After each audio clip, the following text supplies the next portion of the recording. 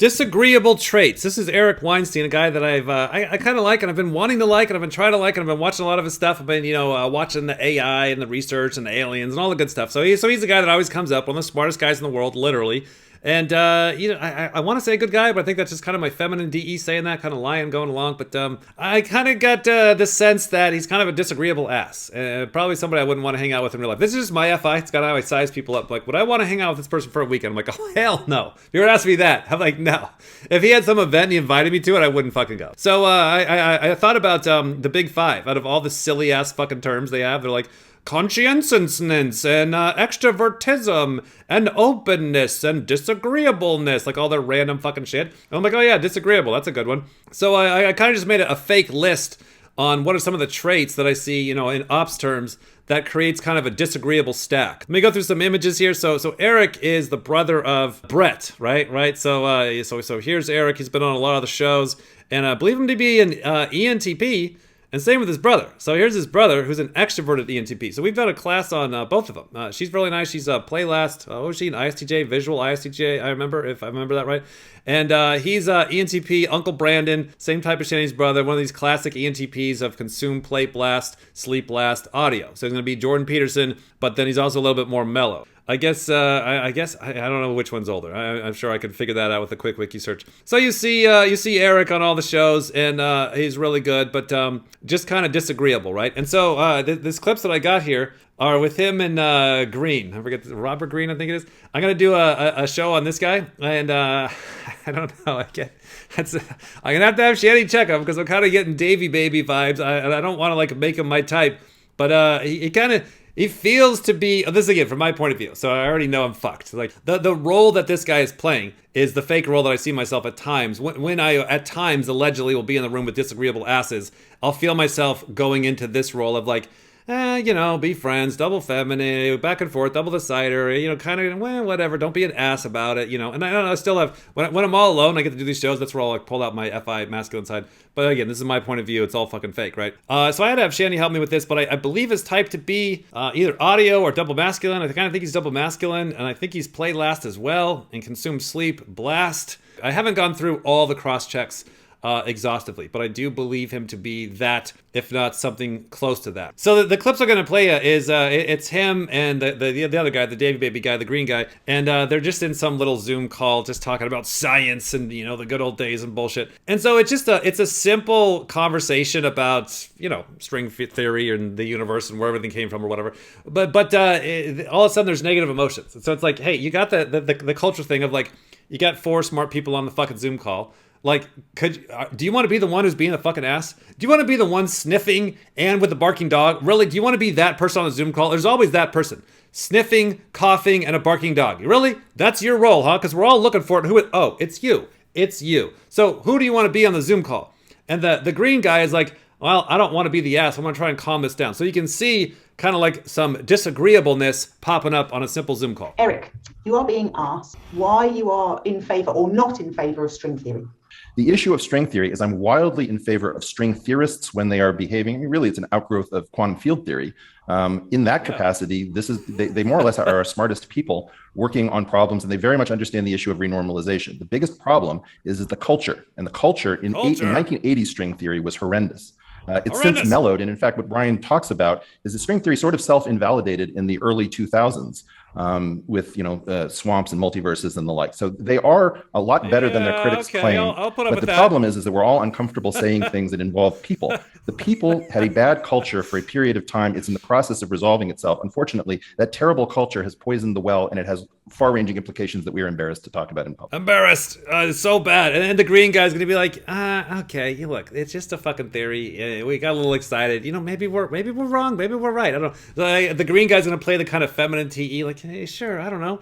We don't have to be like pushy about it. Here, watch this. So I have a degree of sympathy with that discussion. I was a graduate student in that period in the 1980s. And there was a sense of, how should we call it, unreasonable exuberance. There was a view and a feeling that this was it. This was the final theory, and it was all at hand. And us young scientists at the point got so riled up and excited by it. It was all coming from a good place. This was not some sort of, dastardly approach to try to flatten other areas of science. But it is the case that exuberant attitude was too big. And I agree with that. Now, in terms of poisoning and ripple effects and so forth, it's a little hard for me to judge. But on that point, there's a certain degree of sympathy I have with that discussion. But I would like to just finish this brief remark by saying, when you put the culture to the side and you actually look at the science, we haven't really spent any time on it, but it's just worth emphasizing that at least as a mathematical theory, the reason why we've been so drawn to this approach is it does, at least in principle, put gravity and quantum mechanics together. That's a big check. In fact, if you run through the inventory of the most successful ideas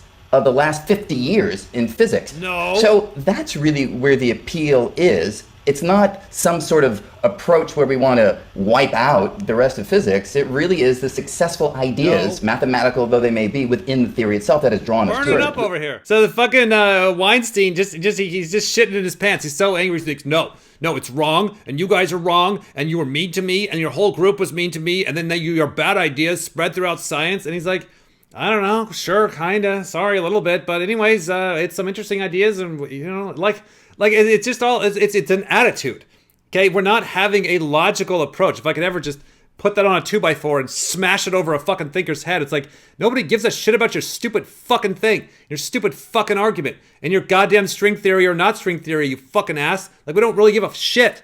Like, there's a million fucking things. Fucking relax. Be a nice guy.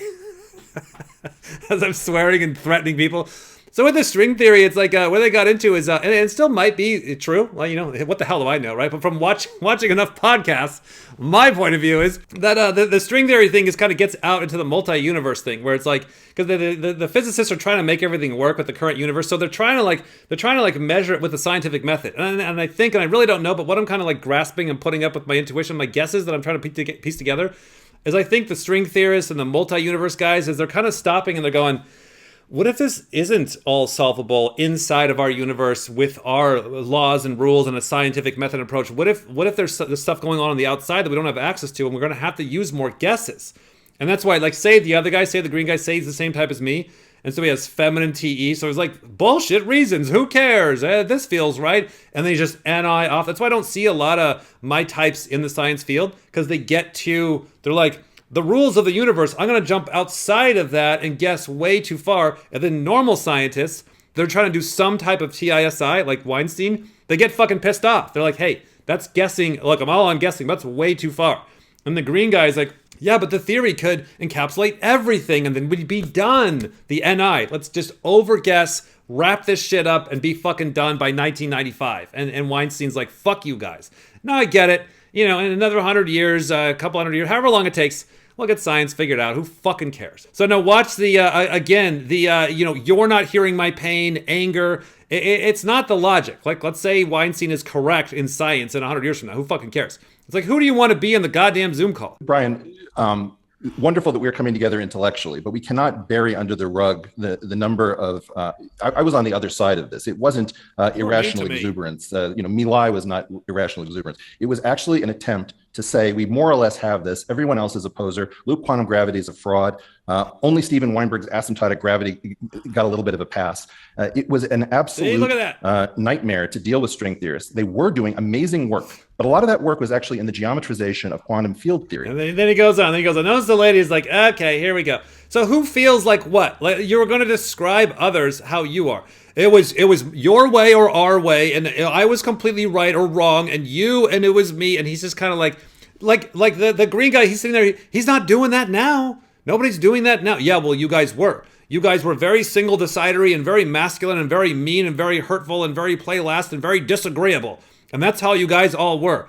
And green is like, okay, maybe we were. We were excited college kids. We're not right now. We weren't last year. We weren't 10 years earlier. Yeah, but way back in the past, you were all mean to me and very disagreeable to me. And even the lady is like, oh, here we go. So it's all I'm saying is like, watch who you want to be in the tribe. So if I wrote down a little fake list here. This is just Dave's shit out list of disagreeable traits.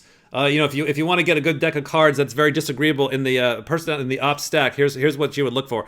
Is look for a decider. Deciders have a little bit harder time being agreeable, and there's spectrums of that. Masculine energy. If you can get masculine T, masculine TI, masculine TE, put that at the top, that's going to really be like, okay, it's my logic. That's hard to kind of let go of. Feminine TE is a fucking idiot function where it's just agreeing with everything.